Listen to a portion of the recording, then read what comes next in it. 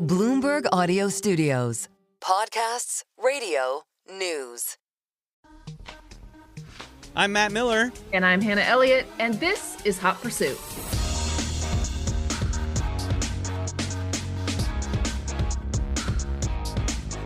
How are you? I'm so good. I'm in San Francisco. So fun. Who knew? Yeah, it's actually really nice here. I'm staying at the St. Regis, very nice hotel.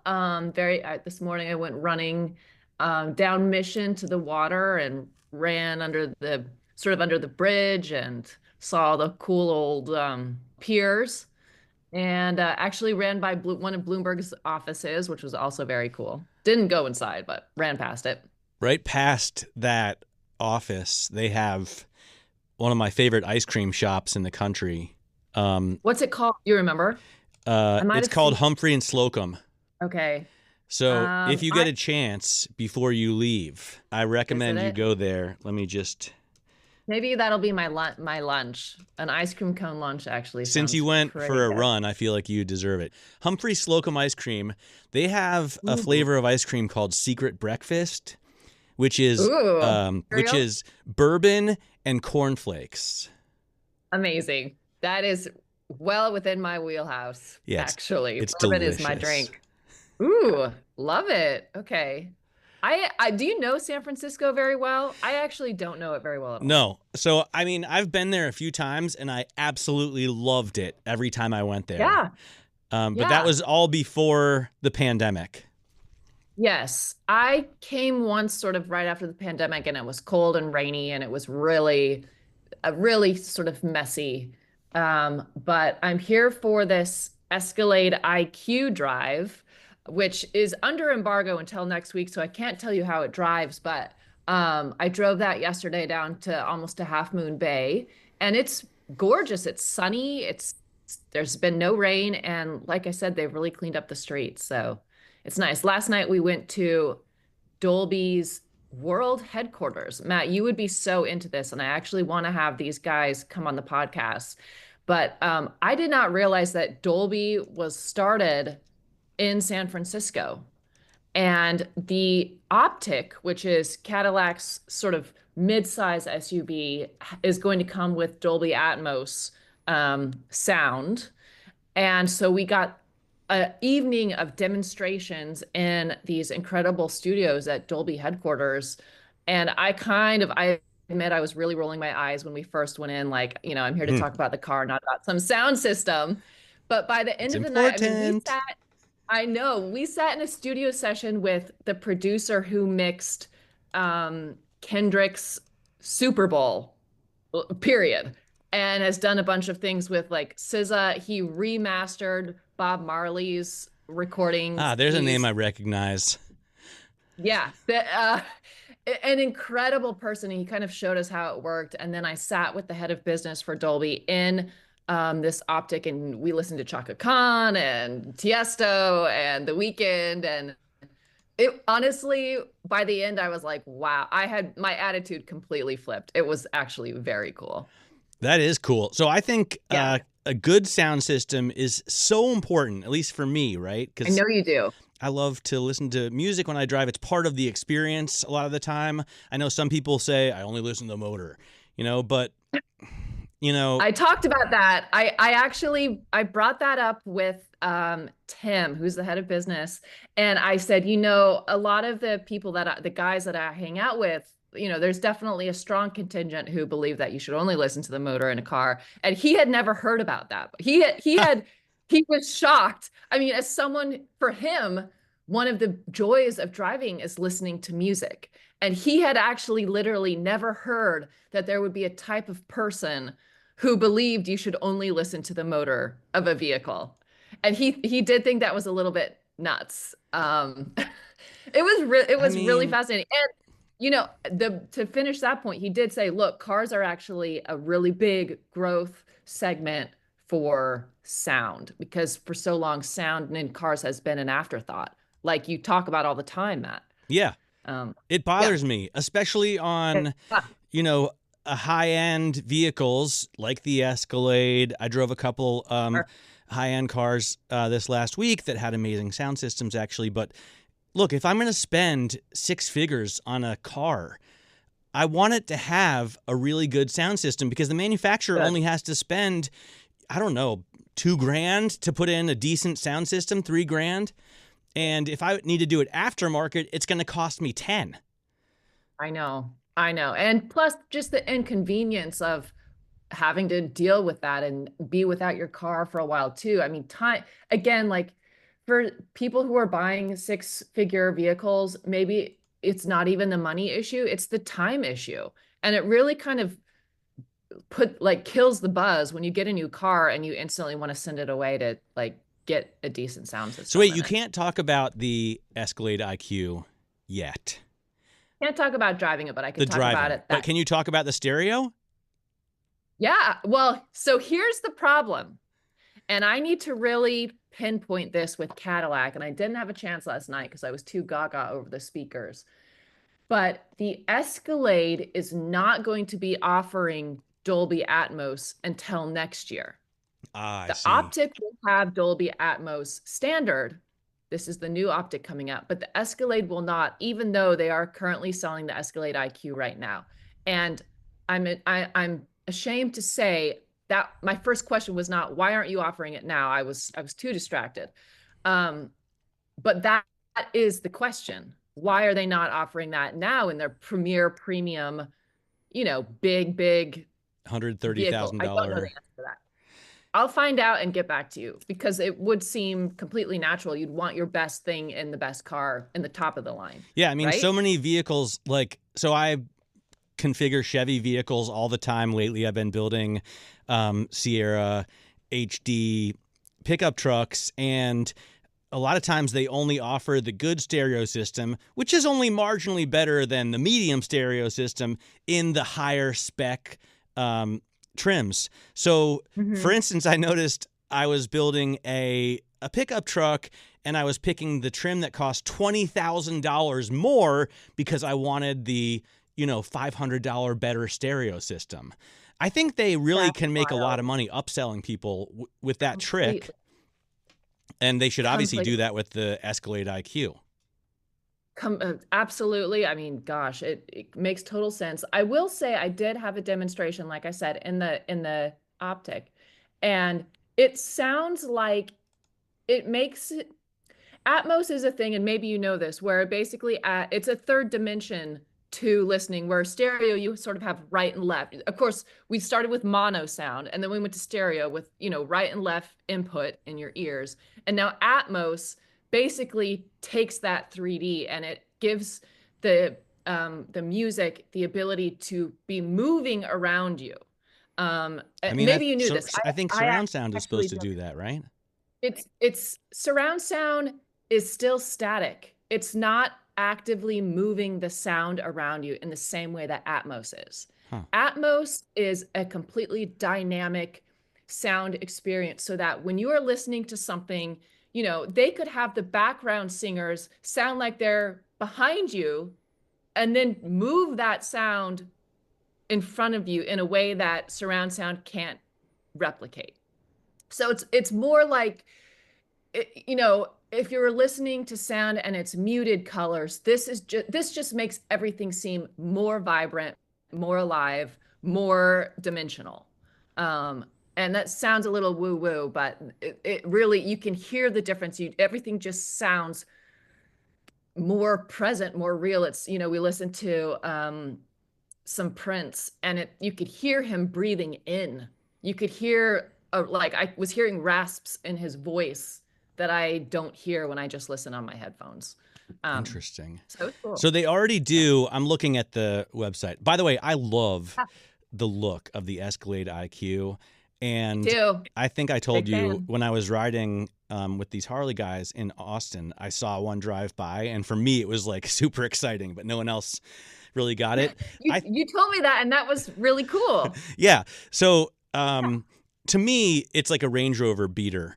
I haven't driven it, so I don't know, but I know I love the other big GM EV trucks. So I'm looking at the configurator. The base model, the luxury one, is 130. Then you can step up to the Sport for 130 500. I guess it's just like you get different looking wheels and maybe blacked out pieces, right?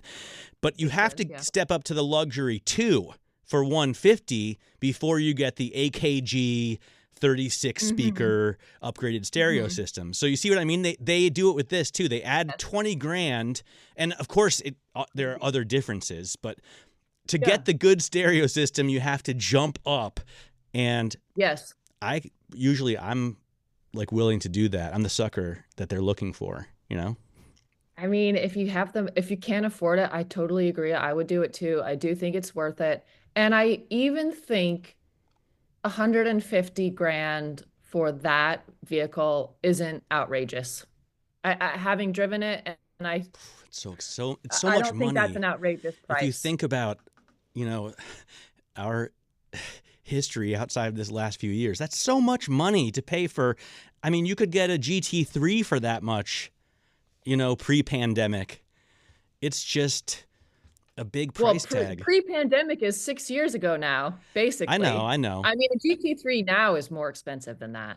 Do you think, by the way, I was wondering, I feel like there's a certain price point at which, and maybe this is it, when you get above it, a higher price is like an additional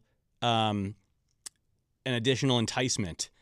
So like, you're going to pay more for a bigger motor. You're going to pay more for a sweet design. You're going to pay more for like a luxury interior.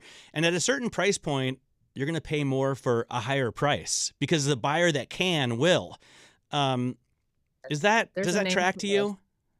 Yes, there's a name for this, and I'm forgetting the name, but there was some analyst who really studied luxury markets, and it's exactly what you're describing. It becomes a feature, not a bug.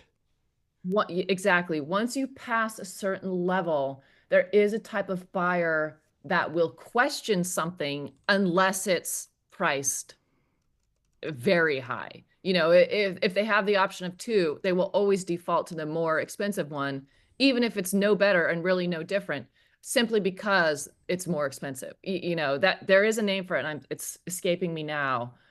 But I think that's exactly right. You know, when we're talking about all of these like modified, reimagined cars and resto mods that are $1 million or more now, and obviously like Singer's one of them. When you think of the TWR, which starts at under 300,000, it almost makes you think, why doesn't that car cost more? Yes. You know? Yes. Because you get so used to what you think is the prevailing wisdom about how much one of those cars should cost. It really kind of, it plays with reality a little bit.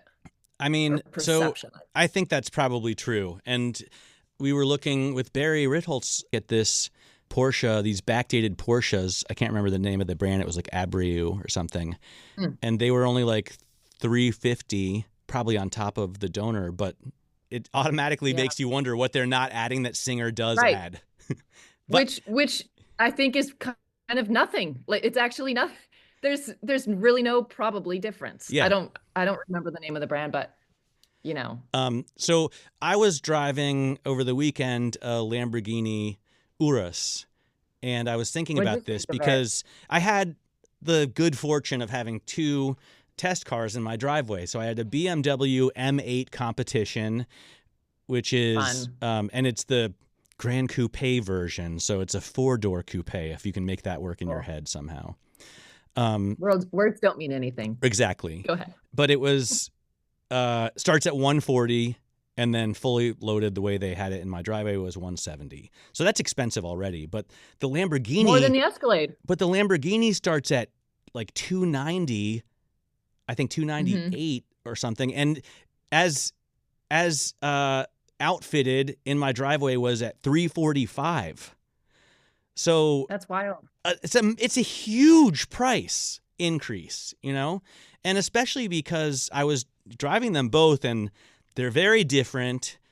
You know, obviously one is an SUV and one is supposed to be a coupe, and I'm sure they appeal to a very different buyer. The Lamborghini is very light and agile. The BMW is like heavy, but I like it that way.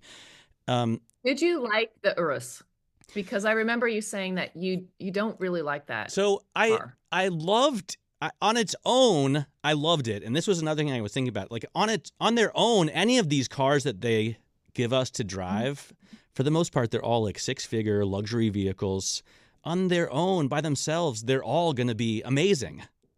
So on its own, the Lamborghini was amazing. I disagree, but you do? We'll put a pin in that. All right. Well, some are not amazing. I'm newer to this than you are, right? So you're jaded, I think. You're jaded a little bit. I'm just stating that for the record. They are not all created equal, but continue. They're not. No, I agree that they're not, but I think the difference is so marginal. So in terms of what you need, they all have it. They all can get you from point A to point B. In terms of what you want, I think there's a very marginal difference. So the Lamborghini, it's obviously super fast. It has the turbocharged V8 from the Cayenne, and it's got a hybrid. So it's got the electric assist that makes it quick. It feels very light.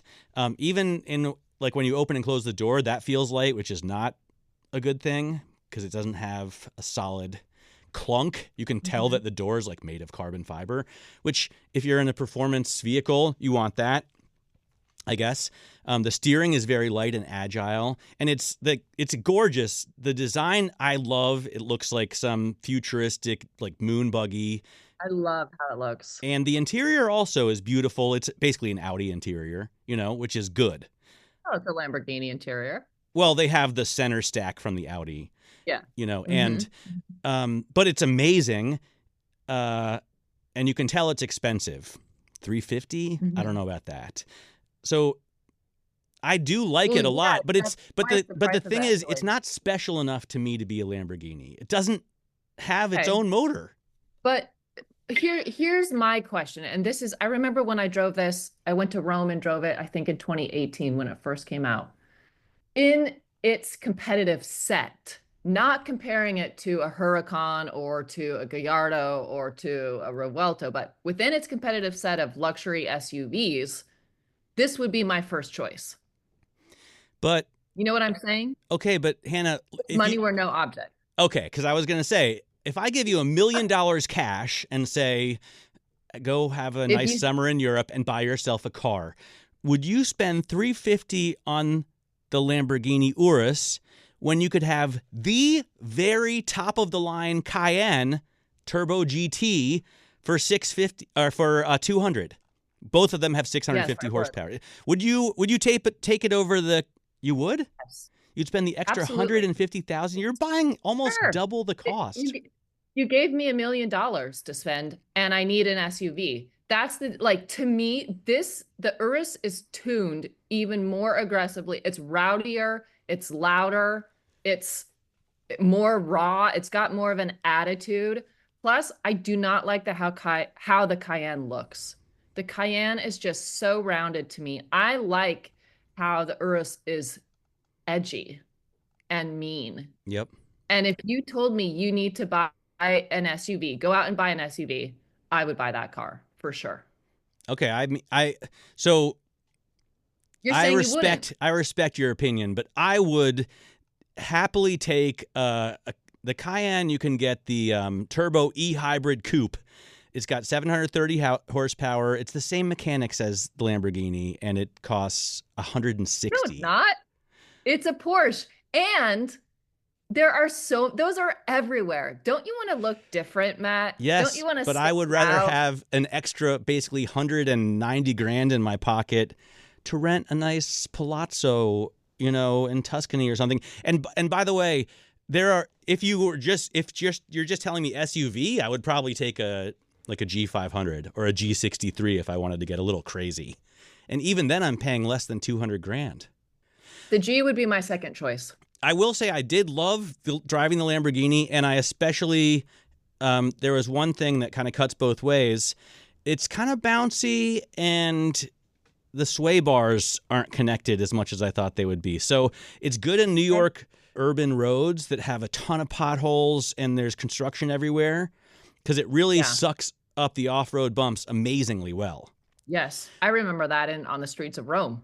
I thought it was I thought it, even when you're in traffic in town, which can be really annoying in some of these cars, I agree. Yeah. But you're saying you didn't like that when you get it's not as flat as like the Aston Martin or the BMW XM. These cars that have active, electronic sway bars that really hold it flat. So it doesn't, it's like on the sporty side, it's not quite as much. If I wanted to be able to handle, an urban jungle or even maybe take it off road, would you do that? I guess you could in an Urus. I wouldn't. I wouldn't either, but. Actually, I think I did when I did the test drive, but I wouldn't in my own personal. No way. I mean, why? I don't want to hurt it. Why would you do that? I will also say that if they were the same price, if you said like you can have, and it's odd comparison because who is cross-shopping an M8 coupe and a Urus? Nobody. But if you said you can have either one of these cars but the resale value is the same, so you take out the money factor, sure, I would take the M8. And does that mean you're just a car person? Does that mean you're a BMW person? I don't know. I was wondering what it says about me because I don't want to be necessarily a BMW person. The BMW people who were like honking at me or giving me the thumbs up on the road, they were like hooligans, that had like cut off their mufflers and nice. They were the epitome of what you expect a BMW person to be. And then also, like, I don't love the way the M8 looks. Like, it looks pretty good, but I don't think it looks great. I don't like BMW's design for the most part. How do you feel about the grille these days? Have we discussed that? I don't even care about it anymore. Like I did 5 years ago. Neither do I. Yeah, I like some of them. I like the M2, I mean, I don't hate the way they look, but I just don't care about the way they look. What I do like is that feeling of heft. Like when you're turning a BMW, it's got a heavy steering wheel and critics hate it. Like I read the Car and Driver reviews and they say of the sporty sedans that you could buy, they rank this number 9 below like 2 different Panameras and like two different AMGs. And of course, for number 1, they picked the Cadillac CT5 V Blackwing. Well, I don't know if I will say to me, I don't read their reviews. I read my own reviews. You don't read Car and Driver ever? No, never. Whenever I Google something, it's the first thing. I did drive the M5 last weekend in Miami, and the steering was incredibly light and nimble. Weird. I'm going to try it, but I was thinking of you when I was driving this because, everybody badmouths BMW no matter what it is, M2, M5, M8 for the heavy no, they're great weight. Cars. But BMW kids who are like, man, my E92 weighed so much less than, and I don't talking modern. I don't think that's a bad thing because you get in this, and my neighbor Eric, who always goes on test drives with me, made the point that it's like a cruise missile, this M8. Like you could sit down and do 1,000 miles. Like Alex Roy would be comfortable going across country. And in fact, I think he did use once an M5. He's our gold standard. Yes. Like the car could take anything in terms of a road trip. And that's what I want in that kind of car. Yeah. I'm surprised that the M5 steering was light. I mean, get in one and try. As I said in the review, everybody asked, the first question was, how much does it weigh? And the weight in that car is kind of not the point. They've done so much to make it handle well. I mean, we're not saying anything that BMW hasn't heard or doesn't already know. So obviously they're engineering cars to counterbalance their weight, their heft. I thought it was a great car, and I actually even liked the looks were cool to me.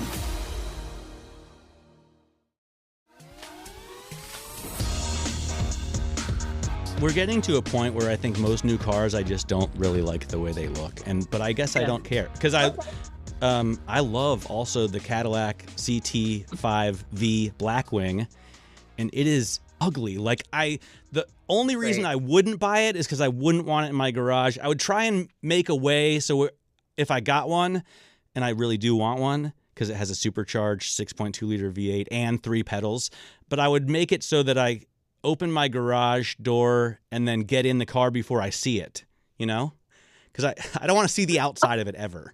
Oh, you're putting a brown bag over its head. Exactly. I mean, exactly. Yeah, I get it. I could never drive one of those or own one of those. It's just not a modern, it looks like it's from the 80s. Yes, it does. I always think of the Cimarron, and that's not a good thing. But no, that's not a good. I mean, a lot of good things did come from the 80s, but not that. But not that. Where else can you find a supercharged V8 with a stick in a new car? Like, you can't. And it's so comfortable inside. By the way, I'll be interested to drive the M5 because I don't know why you would want it over an M8. I don't know all the stats, so maybe, it's got boosted horsepower or somehow handles better, but the M8 is the coupe, right? Yeah, the M5 had 717 horsepower. Like, how much more do you need? No, you don't. Like, you're not gonna, even if you have it, you're not gonna be able to use it. Plus, it is a hybrid, which I know you love. I mean, to me, it was a great executive style sedan. I guess that's the huge difference. Yeah, so the M8 competition has 617 horsepower, 100 less, but it's not a hybrid. Well, the M5 is actually probably a more modern, advanced car at this point. Right, and you can fit more easily 2 people in the back, although in the M8 Grand Coupe, I could fit my daughter's child seats. So, oh, that's good.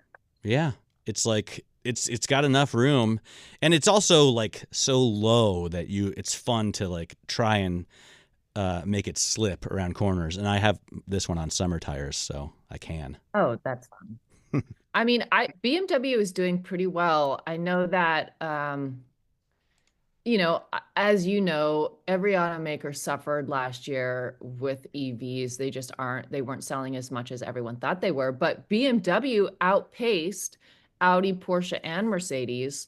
And some of their EVs actually saw an uptick in sales. For instance, I know the i4 BMW actually saw a double-figure uptick. So I think we should be watching BMW, actually. Yes. I think it's doing something right, which is really good to see. I'm just going to look quickly at the market cap. I know this isn't really a stock show, but I noticed today that Volkswagen's market cap was lower than Mercedes, which they're having sincere problems. And I know you have a story about Porsche, which is obviously traded separately now, but it's still. So BMW, 54 billion euros. Mercedes is trading for 58.5 billion euros, but Volkswagen, I think, is right in between that at 55. By the way, the reason I was looking at all these market caps is because Tesla, yesterday, we're recording this on Tuesday, so on Monday, Tesla was down 15%. Year to date, Tesla is down 45%. From its peak, Tesla has lost $826 billion. So Tesla has lost, since December, more market cap than Toyota, Honda, Nissan, Renault, Mercedes, Volkswagen, BMW, Stellantis, Ford, General Motors, Porsche, Ferrari, and Aston Martin, all put together.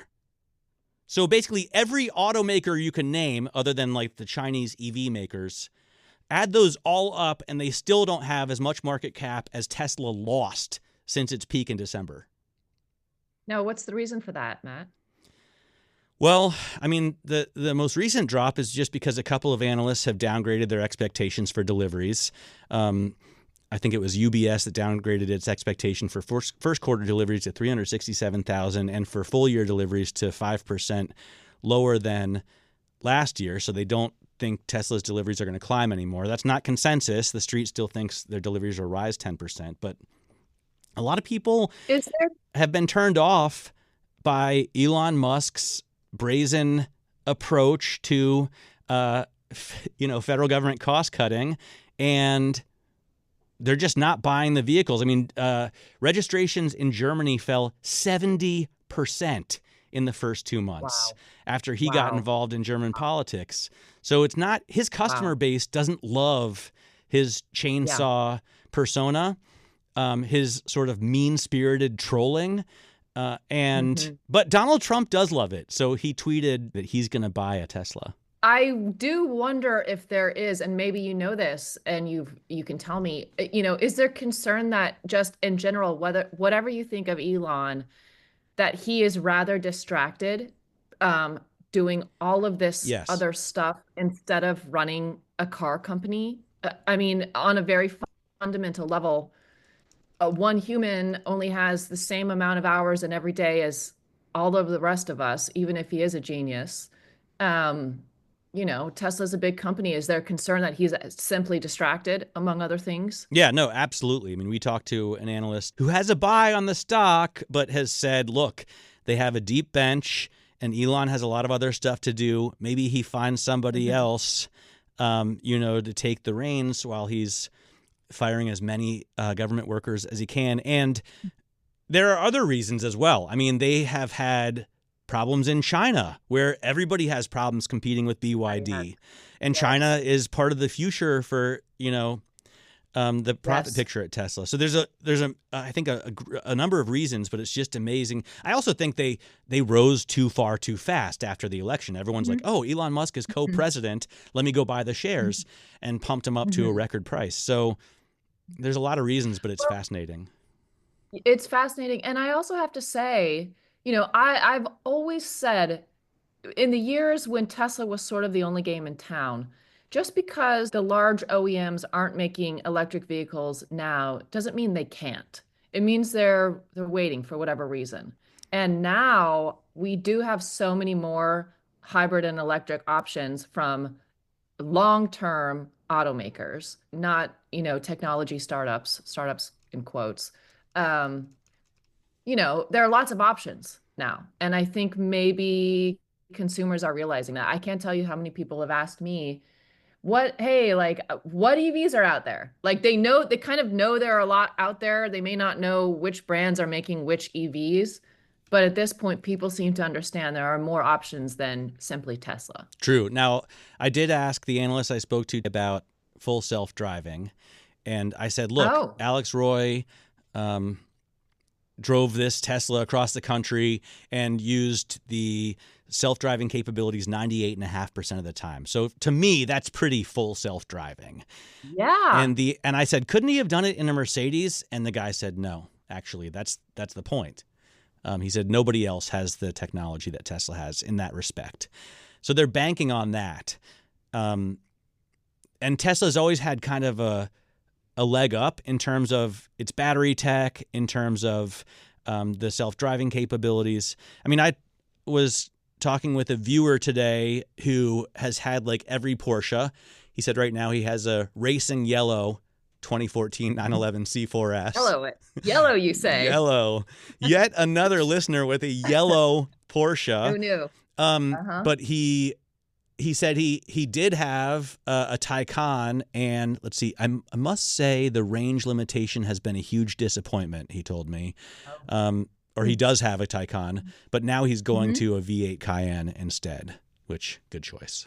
I know we can support that. Yeah, this kind of goes into the story that we published about Porsche's EV program and how they really have taken a hit in the last year. And, what you're saying this guy told you, I've heard from dozens of people that unfortunately, there have been some real problems with reliability, recalls, range issues, et cetera, et cetera. That's horrible, by the way, because Porsche should have no reliability issues. Right. The whole point of a Porsche is that it doesn't break. Yeah, I think that is why it's such a surprise, because Porsche, for certainly since its IPO in 2022, has been really at the top. It's been so dominant. It's had just this white hot hype attached to it in terms of how much people are willing to spend on their cars proportionate to, what the MSRP is. They'll spend 2 and 3 times more. They'll wait for years to get certain 911s. Sales and profits have been, record setting year over year over year. And 2024 was really the first year that they didn't have this gangbusters, full steam ahead result. And it has to do with the EV program at Porsche, which, especially for Porsche, I think is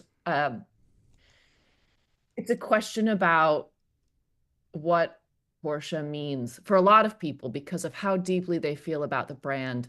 It's a question of, what does Porsche mean as a brand? And if it does have electric vehicles, does that change how I feel about it? Yes or no?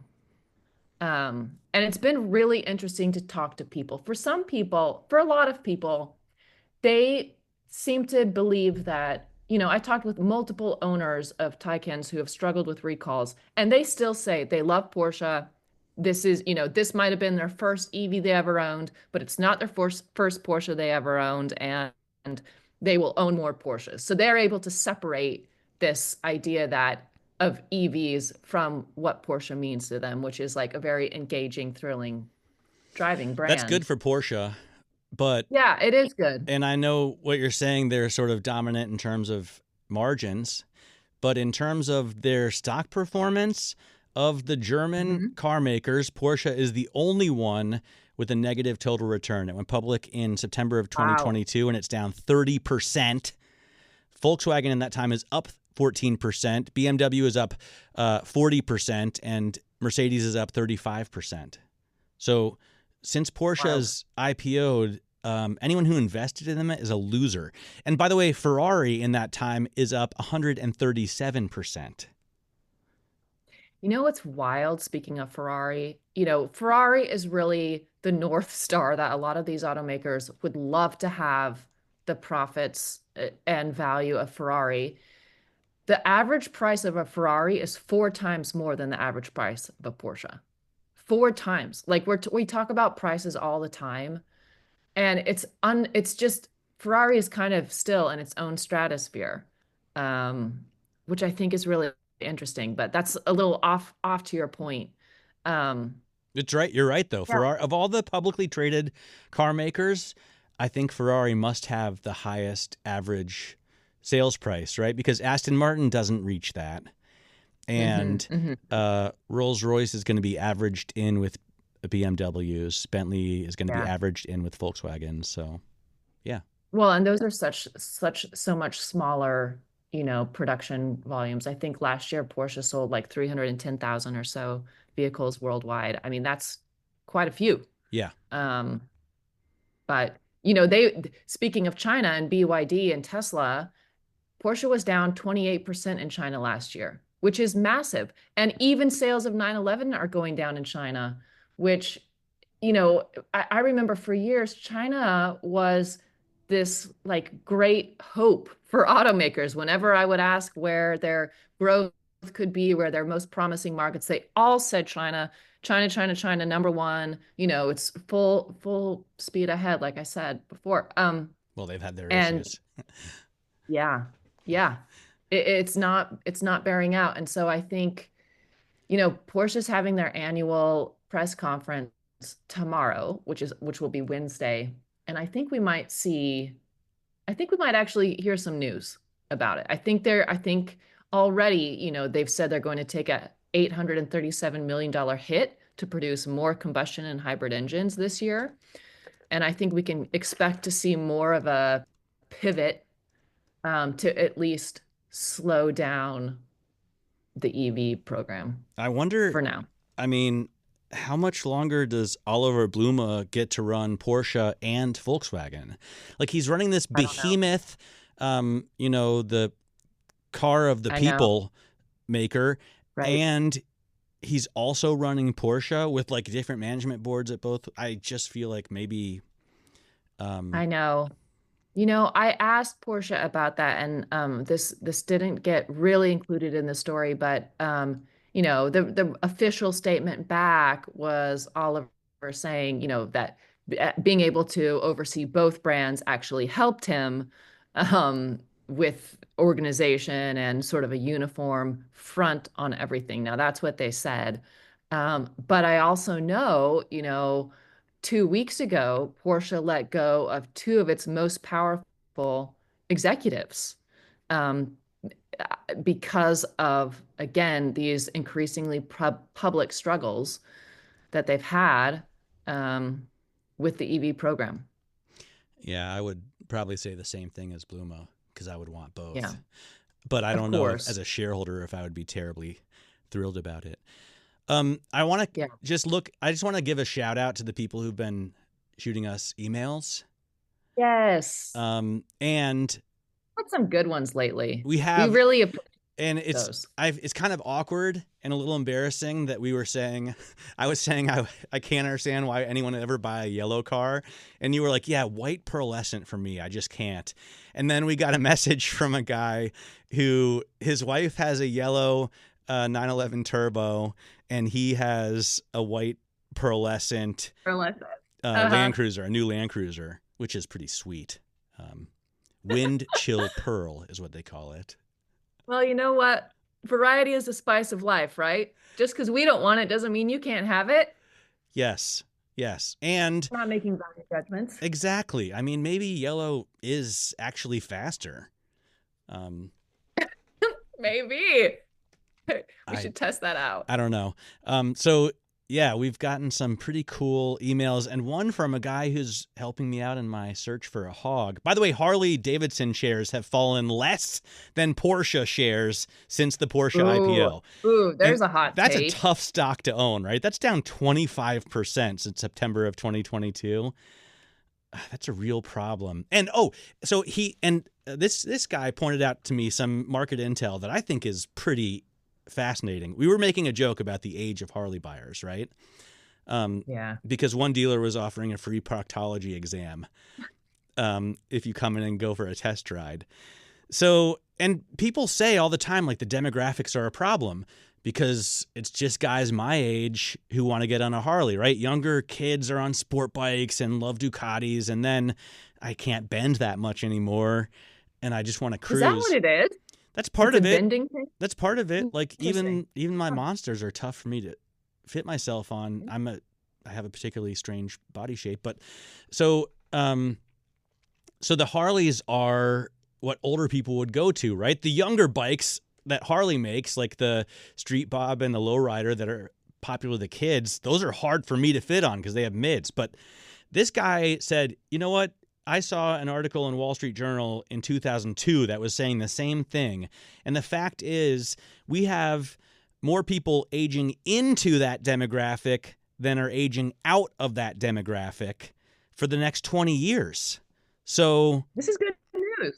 Yeah, I think that's a fascinating point. Like, I guess there are other reasons why you want younger people buying your product, but if it's just out of sheer volume, there are going to be a lot more 50-year-olds in the next few years than there are now, or at least not fewer. Yeah. Great news. For Harley. So maybe it's not all doom and gloom. Yeah. He liked your take that some companies aren't meant to live forever, but I feel like this one is. That's true. You know, and it's not a bad thing. It just, and you know what? I need to go. Maybe I am making some value judgments on the white pearlescent. I think maybe I do make a value judgment on that, just for the record. Yeah. Well, you should go out there and test ride a white pearlescent Harley Davidson Road Glide ST. Like, they have hot looking white paints. And you like white cars. Are you serious? You can buy a white Harley Davidson? Yeah, Matt Laidlaw. From the dealer. Laidlaw has a Harley, and he's like a YouTube star. Really? Oh, wow. I didn't even know they made those. They look good in white. I wouldn't buy a white bike typically, and I don't want a white Fat Bob, but if I was going to get a road glide or a street glide, I would consider white. And it's also a very safe color. Well, yeah, everyone's looking at you and judging you. I'm imagining Elvis for some reason. This seems like a very like Elvis in the later years where he's not looking good. Because he had the suit. You like the white suit. A white Harley. Yeah, a little bit bloated. Bejeweled. Elvis, I wonder, let's see, Elvis's Harley. I'm sure that he had many, but surely. I see some white bikes there. There you go. Must have been in the recesses of my brain. For the most part, light blue with black trim. We should interject to add our email address. It is hotpursuit@bloomberg.net, and we do read all of the emails we get. We use a lot of the suggestions on air, and we always reply as well.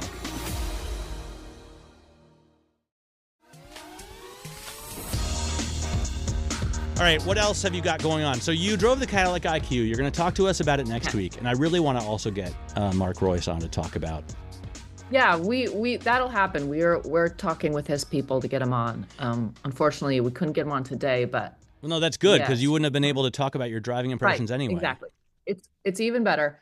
So now I'm going to go to Italy for the world premiere of the Mercedes CLA sedan, which is their sort of entry-level electric sedan that they are promising will be a very long-range EV.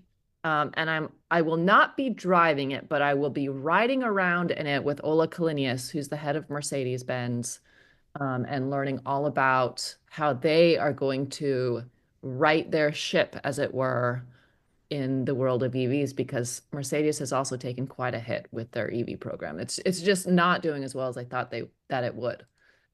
So wait, you're going to another country on another continent to ride in a car? Yes, I am, but with the literal boss of Mercedes. True. In an exclusive interview. So yes, that for us, that is worth it. More than just the boss of Mercedes. He used to run AMG, so he has like some pretty legit chops.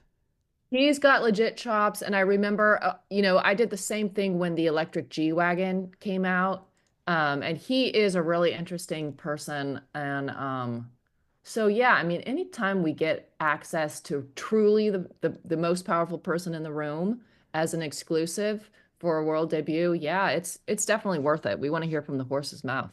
That is very cool. I'm a little bit jealous. Come on. Just because I want to hang out with Ola, frankly. Not he's to really drive cool. the CLA, the electric CLA. I still like the gas motors. Remember, I had the CLE 450, which isn't even like an AMG model, and I fell in love with it. Yeah, I believe it. What are you doing this week, Matt? Well, I don't really have any plans. I'm shopping for this Harley Davidson. I'm looking all across the country, and I'm having a fun experience with the dealers. Some dealerships are like, all right, it's a 2023 model. We want to get it off the floor. Here's $5,000 off, and take it, please. And others are like, we can offer you this or that, plus a $995 prep fee, $975 delivery fee, $399 tax and title, $499 doc fee. By the way, so many of them are like insist that you pay them $600 for a theft device, and one guy was explaining it to me out of, I think, Mississippi, and he was like, it's $599, and that way, if your bike gets stolen, we give you $5,000 in credit towards the purchase of your next Harley. And I was like, well, I'm unlikely to be buying it from you in Mississippi, so how about we skip that part? No, we insist. It's pre-installed. That's annoying. Dude, what a I rip-off. would not want to deal with that. No, a complete ripoff. They must think you were born yesterday. It's like they're trying not to sell a motorcycle. Yeah. Like if you start insisting that not only I purchase a bike from you, but also some insurance fraud that you've got going on, like I don't want to take part in that. No. You can buy from someone else. There are many people who I'm sure would be glad to sell you a bike.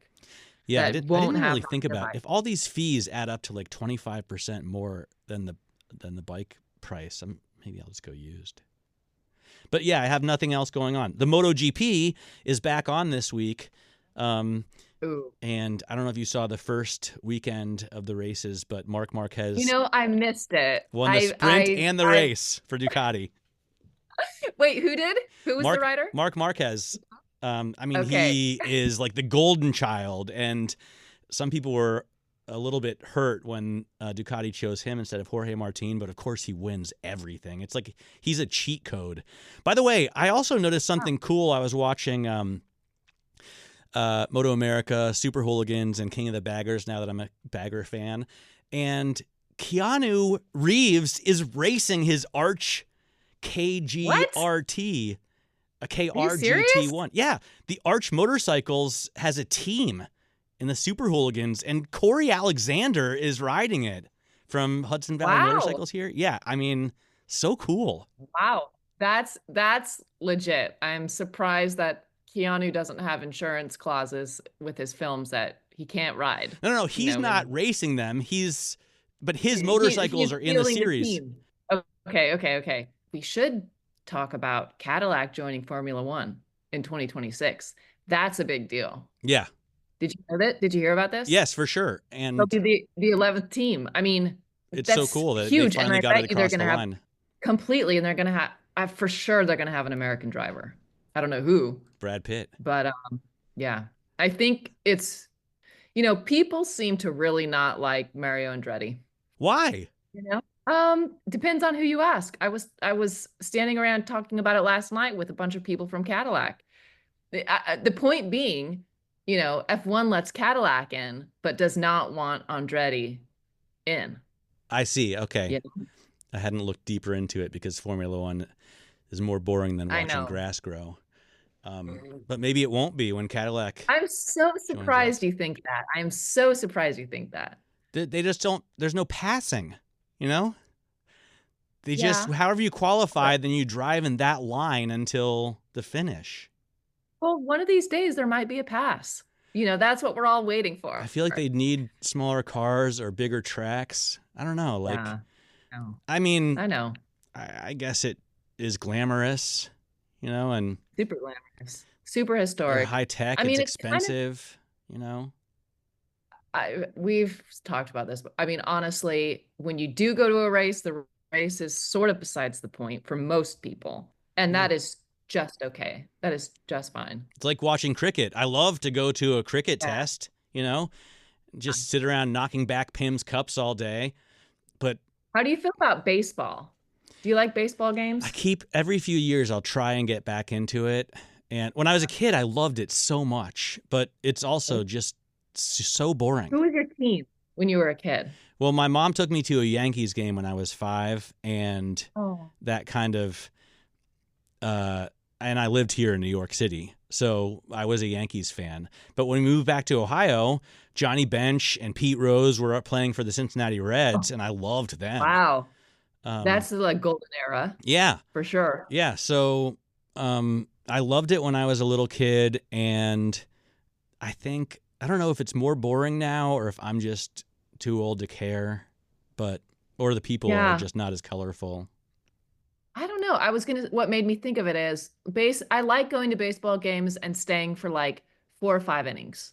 And I'm mostly just going for the atmosphere. The game to me is rather boring, but I love all the superstition. I love how eccentric and weird some of the players are. Yeah. But it is more about the atmosphere and the lifestyle of it than the actual game. If you have tickets, I'll go, Okay. But I would much rather go to a hockey game, a basketball game, or a football game even. And that's saying a lot. Have you been watching the Celtics documentary on HBO? No, I have not, but I'm a big fan of Larry Bird, so I guess it's probably that era, right? Well, it starts with Bob Cousy era and Bill Russell, in the Red Auerbach back in the old days. But I'm sure they get to Bird. I'll watch it. I mean, when I was a kid, I was a Lakers fan, and now I have to support the Knicks since I live here, and they're the games I can go see, Yes. But going to a basketball game is super fun. I agree. That is a fun atmosphere. Fun. Yeah. Completely agree. All right. Well, I guess that's all we have for this week. But when you come back, you'll tell us about hanging out with Ola. Yes. You'll tell us about driving the Cadillac IQ. We'll talk hopefully with Mark Royce, president of General Motors and supercar guy, whose kid, I believe, is like a pro-level baseball player. Really? Yeah. I mean, he might play for the Tigers. I don't know. I think he played for University of Michigan, like varsity baseball at a D1 team. And I know he at least tried out for the pros. I'm going to dig into it. I'll probably dig into it. We should definitely talk about it. But he's an amazing baseball player. Wow. I'm Matt Miller. And I'm Hannah Elliott. And this is Bloomberg.